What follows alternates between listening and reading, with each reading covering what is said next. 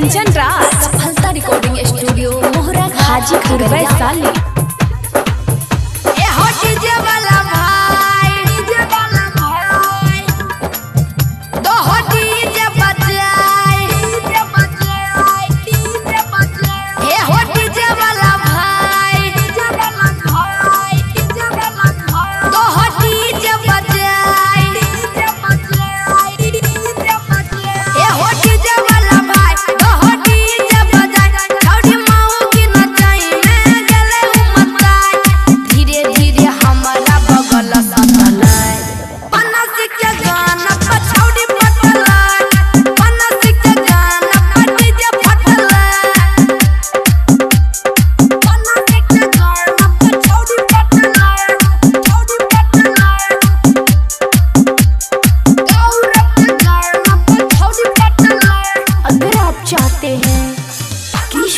Official को सबसे पहले गाना सुनने के लिए तो लाल बटन को दबा के चैनल को सब्सक्राइब कीजिए और बेल आइकन को दबाना ना भूलिए।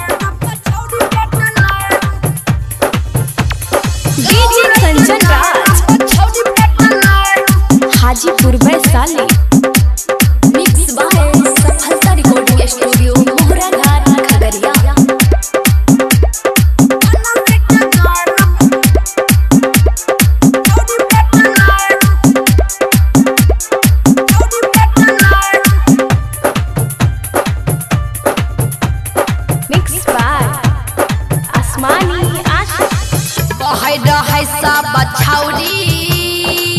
लगा बाबा नासी के गाना रहे पर कल मन नाचे लगल जलाना खूबे होल बाबाल बाबाल छौड़ी बन गेले माल माल खूबे होल बाबाल छौड़ी बन गेले माल धीरे धीरे हमरा बगल सटल रघुनंदन के गाना पर छौड़ी पटल बनसी धर के गाना पर डीजे फटल।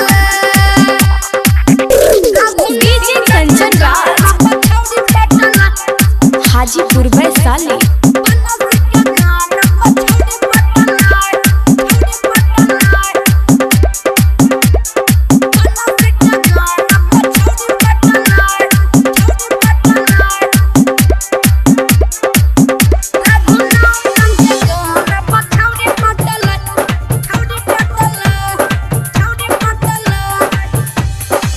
देखी सब छौरा के छौड़ी गेले पगलाई।